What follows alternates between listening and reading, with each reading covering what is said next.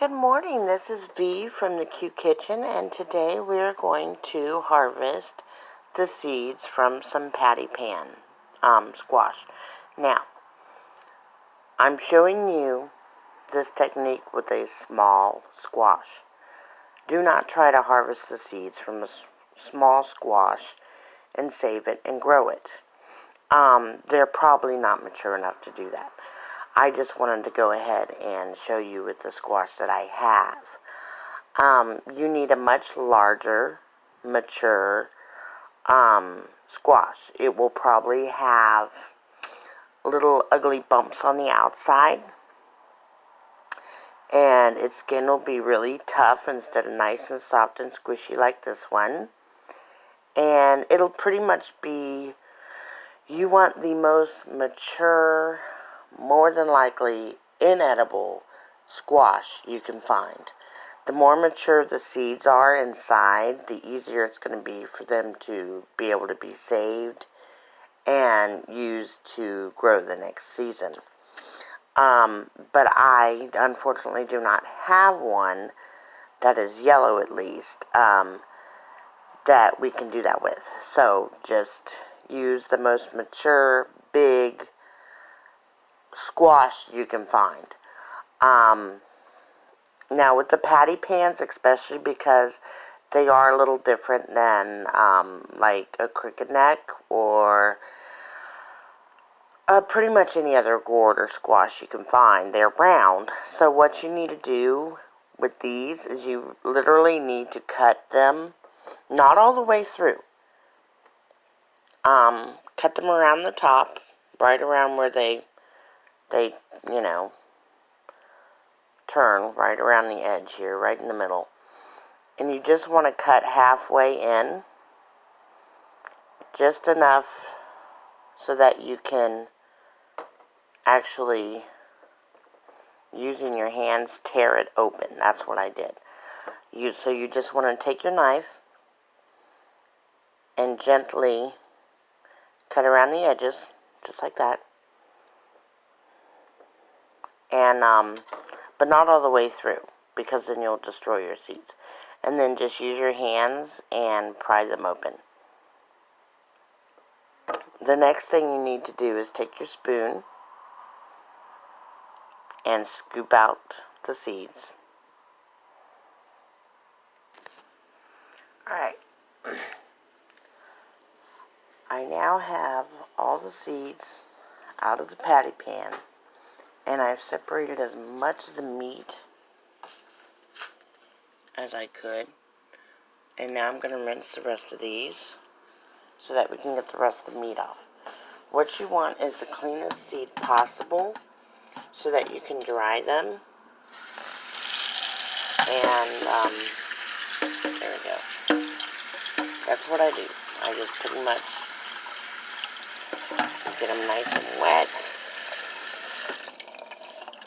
And then I'll just sit here and play with them until I get all the meat and the seeds separated, or until I totally mess up my coffee filter and send all the seeds down the little holes. I do have coffee filters in here to make sure that the seeds don't go through the holes of my colander. I do have a smaller colander with smaller holes, but it's just easier for me to work with this one right now. So we're going to put a little more water on them. And you're just going to keep doing this until you get all of the meat off of the seeds and off all the seeds separated. It may take a little while longer. With a mature plant, the older plants won't have this problem because they won't have as much meat left inside of them. In fact, when pretty much all the meat is gone is when the seeds are the best. So then you don't have to worry as much about rinsing them because the meat's pretty much all gone. You really just want them to be all clean of all the meat and all the goo. And then after they're all clean, we're going to put them on a paper plate that's covered with a coffee filter. For some reason, they don't seem to stick to the coffee filters as bad as they do the, like, paper towels. Sometimes they stick to the paper plates as well, but it's got a little bit of a plastic, shield between the paper and the, what should be food. And so, they're a little easier to get off those paper plates. I'm just rinsing it. Get all the stuff off of it. See, there's more seeds in there too. So that's really all you do. And then after you get, after I get all these seeds washed off,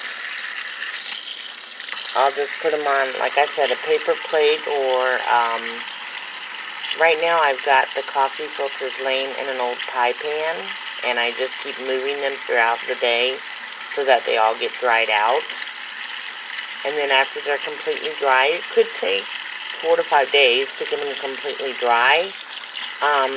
Just make sure they're completely dry, and then put them in I use little manila envelopes, little bitty guys. That way you know it's dark, and you need to store them in a cool, dark, dry place. I actually have the little envelopes I put them in, and then I tape them shut, and then I put them in a little drawer in a bigger envelope, kind of like a coupon envelope, and I put them in there by alphabetical, by their first names, like beans would go under B, and so on and so forth. And then I put them inside of a dark closet, which is actually, so it'll be inside the manila envelope, inside the envelope, the coupon envelope, and then that goes inside of a drawer, and that goes inside of a closet, which has the door shut. So it's nice and dark and cool in there. You don't want the sunlight to get to them, because it can break down the outer barriers and actually make your seeds start to grow. So you don't want that. not until you're ready. And so you want to keep them in a cool, dark, dry place. Some people freeze them, and you can do that. I just don't have the room in my freezer for such things. You can stick them in a refrigerator, but again, I don't have room in my refrigerator, so I keep them in my closet in the coupon envelope, which is in the little organizer drawer. So they stay nice and dry, nice and cool, and definitely nice and dark. So hopefully that's helped you out. Like I said, after I rinse these, which they're almost completely rinsed, I will be putting them onto a paper plate that is covered with a coffee filter. Spread them out nice so that they're not touching, and let them dry. After they've dried to the point where on one side, maybe like after a day or two, then turn them all over and let them dry on the other side. You want them completely dry so that no mold gets into your seeds before you put them in the envelope or wherever you're going to store them. Alright, y'all have a good night or good day, and I'll see you on the next one. I hope you enjoyed learning how to harvest and save seeds from a patty pan squash.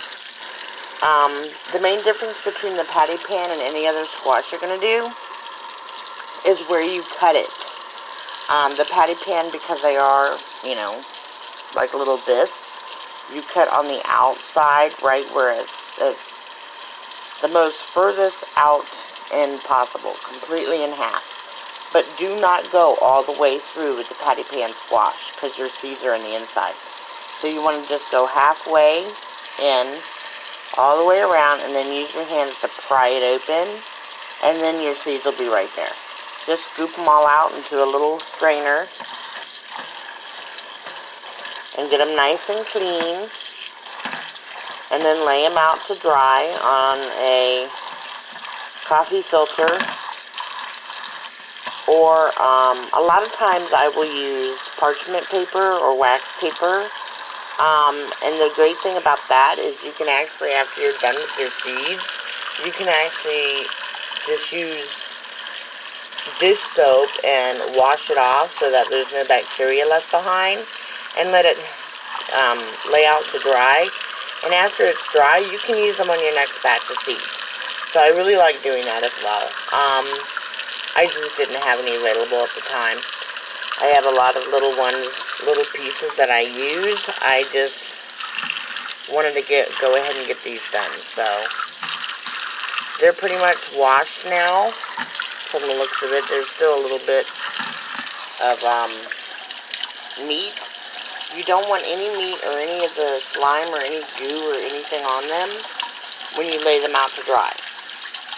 So get as much of that off as you can, and then lay them out on your paper plate or however which way you want to do it. But like I said, the best way to do it is the wax paper, because it will not stick to the wax paper like it will the paper towels, the paper plate,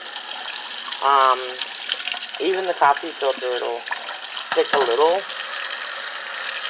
So if you have wax paper that you can put on top of your paper plate, that'll actually help it dry faster, and it'll dry more evenly, and it will not get stuck. So that's actually your best bet if you have it. And like I said, you can just wash it after you're done and lay it out to dry, and you can reuse it time and time again. So some people are like, oh, that's expensive to use wax paper. Well, not when you're using it for every, the same little piece for every single batch of seeds you do. Plus it'll already be cut, so you don't have to worry about it.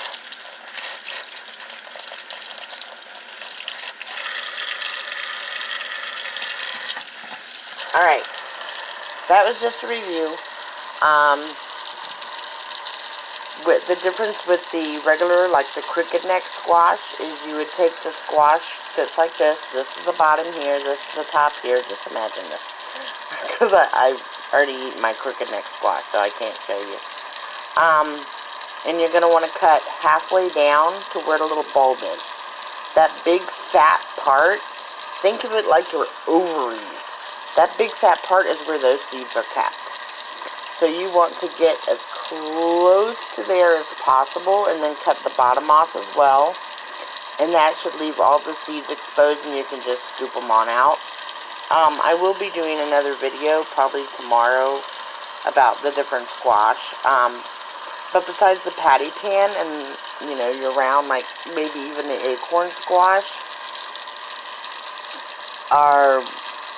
that's the only difference, really. Is how you cut them and where the seeds are contained. So hopefully everybody has a good day, and that's helpful to you. And I'll see you on the next one. Have a great day. Bye.